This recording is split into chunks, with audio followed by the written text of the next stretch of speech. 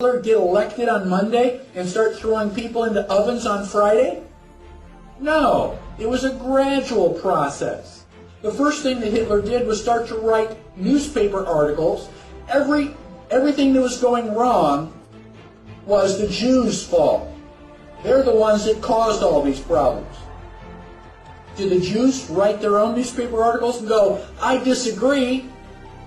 Well, not that I can think of. I've never read any newspaper articles that, contradicted any of that. So then the Jews had to wear the Star of David so we can tell who you are.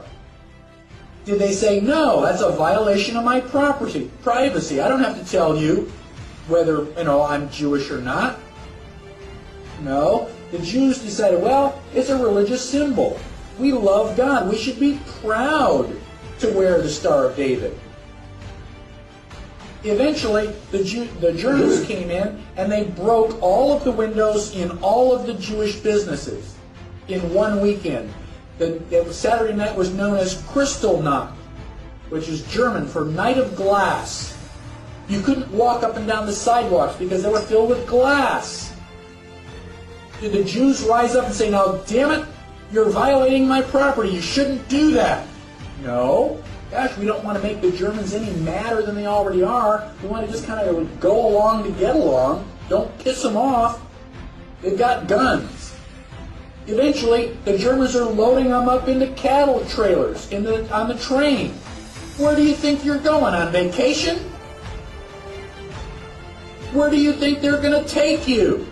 Well, now you're cold and naked and they're walking you into the ovens where you're going to go to mass execution. Is it time now to raise your hand and say, I tend to disagree with all this? Bang! You're dead.